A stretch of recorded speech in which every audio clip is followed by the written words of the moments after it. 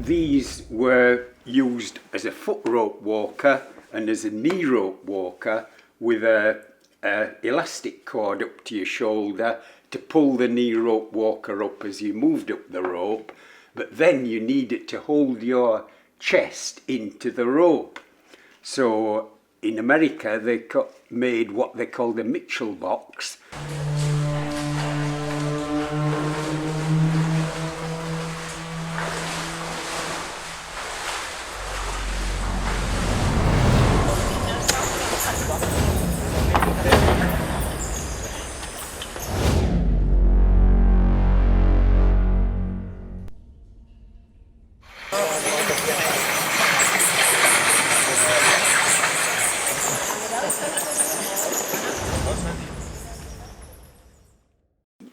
I wanted to talk about that sort of golden era, in late 60s into the 70s, when this whole thing started happening. It was a magic sort of area in caving, wasn't it?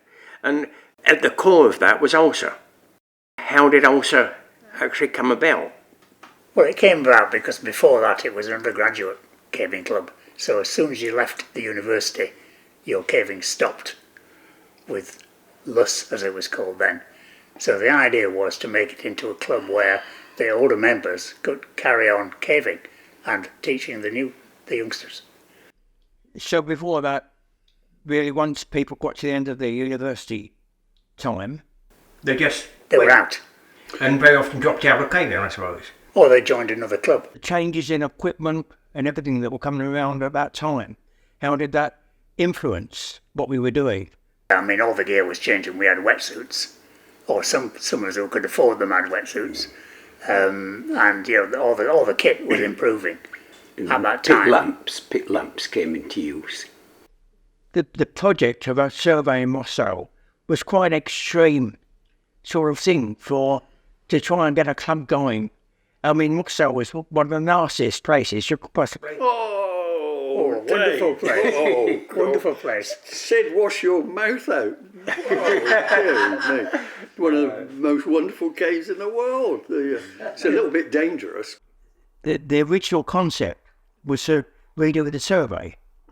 The original survey by Leakey was about grade 3 and more or less a sketch, and our object was to do a good quality survey. But I should point out that I'm considerably younger than these old fogies here, and I wasn't actually involved at exactly this time. It was a little bit later I got involved. But they were going around the country surveying properly and what AB said then is I think really fundamental, that they were improving the surveys of caves all over the place, but at the same time they were discovering many kilometres of passage, because in the process of surveying they found new passage, and it was all over the country really. I mean, OFD, Danny Rogoff, bits and pieces, but mainly in the Dales. Mainly in the Dales. And you surveyed until you came to the end of a passage, and often you keep on surveying beyond where anyone else had ever been before. Well, we were on this mission basically to survey everything in sight. So we had this plan that every cave we went in, if there wasn't a decent survey, we were going to survey it. And that way you find out a lot more about the caves.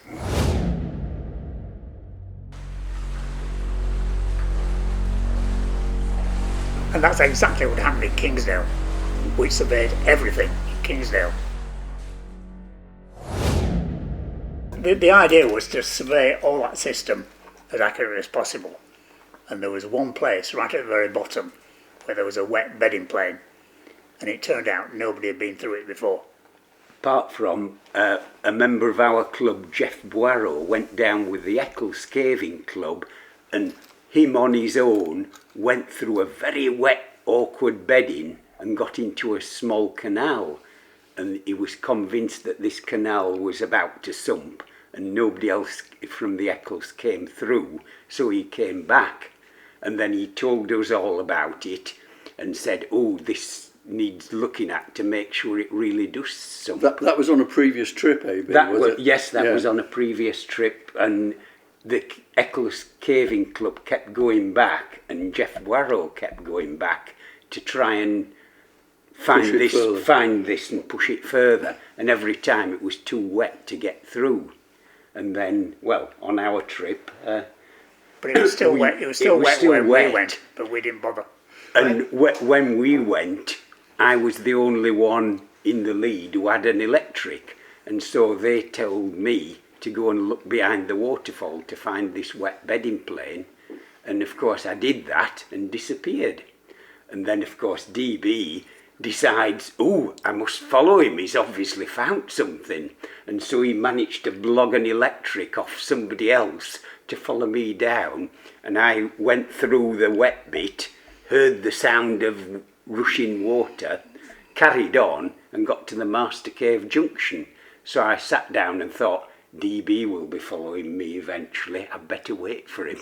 So I did, and DB came through and joined me, and then we marched down the Master Cave to the sump. It must have been a magic moment. Oh amazing. Yes. It's quite a lot of passage. Yes. About half a mile. But you arrived at the sump. Yeah, we could see there was a passage above. Did you actually see it on that? Oh yes, we saw it and knew there was a a passage up there, but then we're only average climbers, and so we thought, we don't want to fall off and have to be rescued from here. It was Cobley that climbed it, Cobley, yes.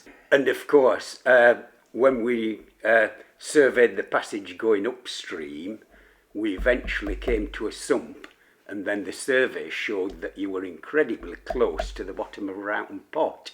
And so, of course, all the cave divers of the time were very interested in diving the sump at the bottom of Roughton Pot. So, with Dave Cobley and various other people, Bill Frakes and John Ogden, went down, dived the sump and made the connection. And of course, I was in the party. I'd never done any cave diving. So they said, all the party are going to dive through the sump now.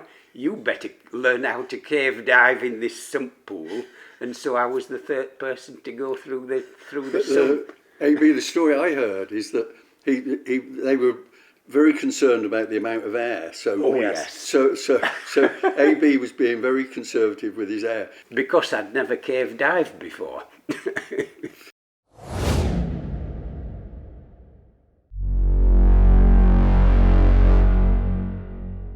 While we're talking about Kingsdale, the concept of the three-county system, how did that come about? It came about because of the water testing, and we knew where the water went, and we knew where there were dry links between caves.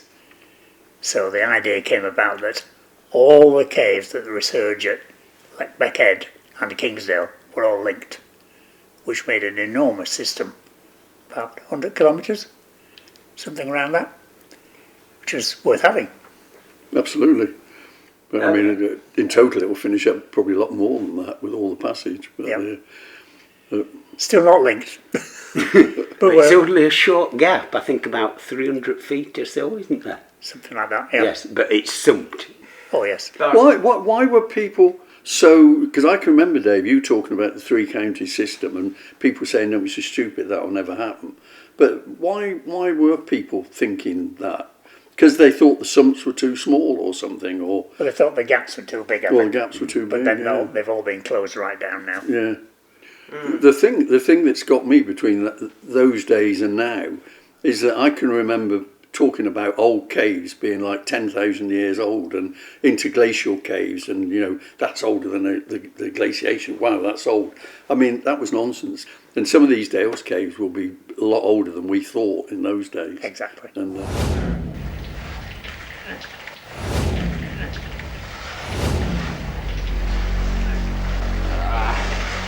I was going down Gaping Gill. Norman Hinchcliffe and I had been looking at the pot just beyond Mud Hall, and I'd heard a rumour as I was coming down, there's been a big new discovery. And I met you coming along the passage and said, hey, what's this about, a big new discovery? And you said, how the bloody hell do you know? Because we haven't told anybody yet, and you were just coming back from far country. But the interesting thing is you were talking about the discovery before ours. Yes. I was not the one we'd found. Yes, I was talking about the Whitson series. That's right. And both of these big extensions, which are key to Gaping Gill, It happened were within, found in the same meet. it happened within days of each Yes, other. days of Yeah. each other. Incredible, really. Well, we were basically chasing drafts, which is how you find New Cave. And we'd found a lot of stalagmite in one passage with a howling gale coming through it. And we realised that the best thing to do was to take a hammer and chisel to this and see if we could squeeze through. It was up at the top of the iron ladder in the Hensler's Master Cave. Was that iron ladder there before? Or Well, did you It's take it been in? there for years. Somebody put it there because they thought it was an interesting area to do some digging in, but they hadn't really gone to town on it.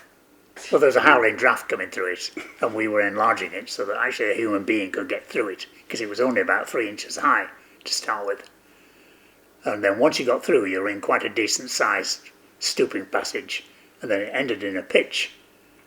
And that was obviously the key to get down that pitch and on into the stuff that was down there, down to the lower levels.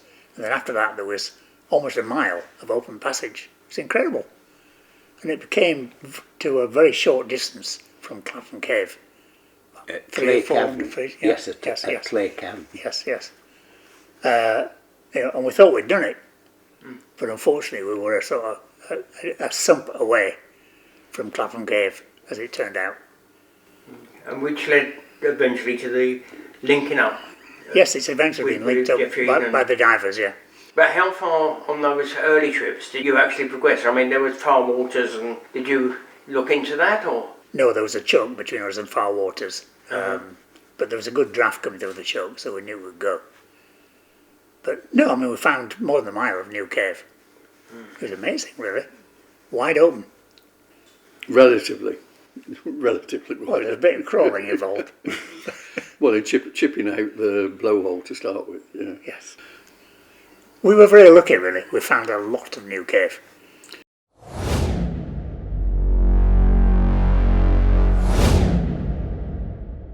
But there was all this grade 3 surveying, but not a lot of really good surveying. So, you know, So that again, was we the mission. surveyed everything on the Meregill bench. And so as soon as they discovered Tatham Wife, they asked us to go and survey Tatham Wife, so we did. And discovered some more. Yes. Yes, that was pool diving the sump. What about Black Shiver? Well, that was a fine pothole on Meregill area. And it opened up a whole new branch of Meregill system, which nobody's ever been back to us for.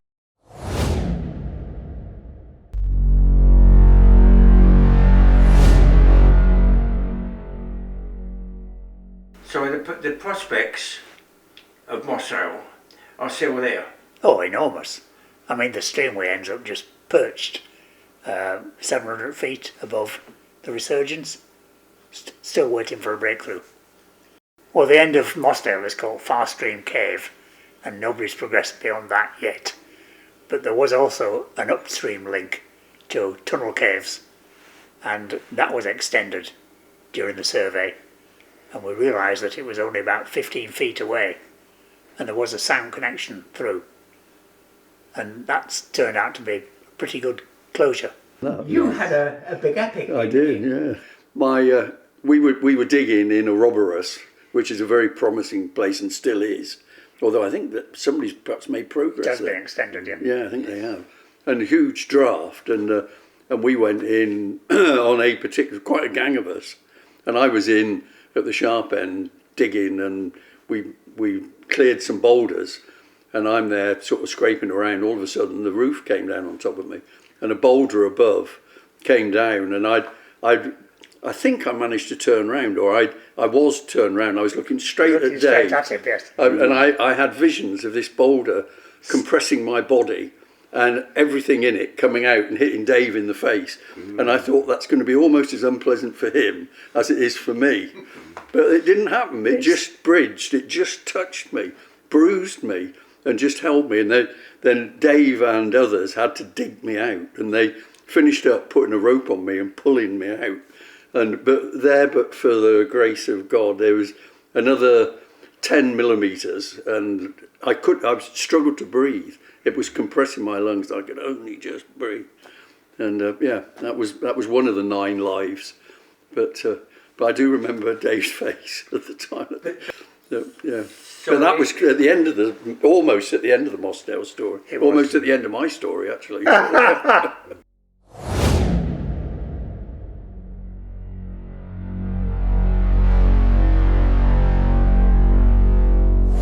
The tragedy at Mossdale, it affected everybody, not just your club, but 2 of your club members were involved. And it must have had a big impact on the overall club for a while. Well, on our club, it didn't really. All we meant was that we couldn't go down Mossdale again legally, but we thought we ought to go down and bury them, so that everything was tidied up basically, just for their memory, really.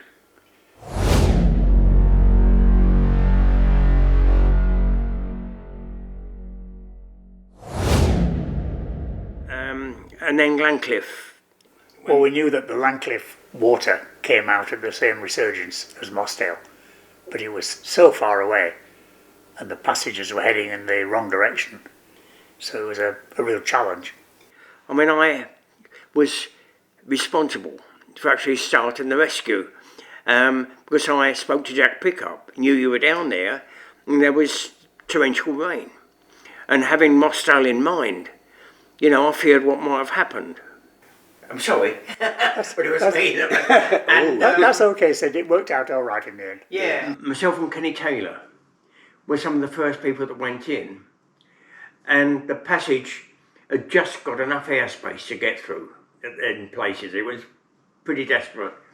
And we get to the big chamber and where the boulder choke is, and it was flooded. There was a big pool of lake in the bottom, and we thought they're dead. and Kenny was in tears. Because you thought the whole cave was flooded. We thought it was another Mossdale. Yes. And the problem was that the only people that really knew the cave were you lot that were stuck in it. Exactly. Well, what you didn't know is that once you get down that pitch and through the boulder choke, the cave gets a lot bigger. And it's not really that flood liable at all. It's about 30 to 40 feet high. Totally different sort of cave. So it doesn't flood with water? No, it doesn't flood. Not like the passages upstream that you come through do. But you did have a lot of fun coming back through the boulder choke, though. We did indeed. Yes. Because there's not room for a human being and water at the same time. So if you get stuck coming through the boulder choke, You're the water in danger of drowning. will flood up against your body and you will drown. So you have to wiggle through very gently and quickly. How long were you down there stuck? 2 days. 2 days. Yes. 2 days. Well, the way we managed was that we got so far back through this boulder choke, and then we were blocked because there was too much water coming through. So we slept in a great heap on a flat boulder, and the people on the outside were freezing, and the people in the middle were okay. So we kept alternating people. We had to keep moving. And jumping from the outside to the middle, and then when the people on the outside got cold, they would again jump into the middle, and we just kept doing that, like penguins do to keep warm. I remember when you came out, it was, well, we didn't really need rescuing. Well, we had to rescue some of the rescuers. It was quite funny, because what they'd done is they carried in all these ammunition tins full of nice things, and then left them at the end of the cave. So they'd all piled up.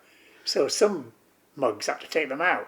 So we had to carry out a couple each. If we were all young again, there are still places to find. Oh yes, we've probably found about half of it so far. At the most. Yes. At the most.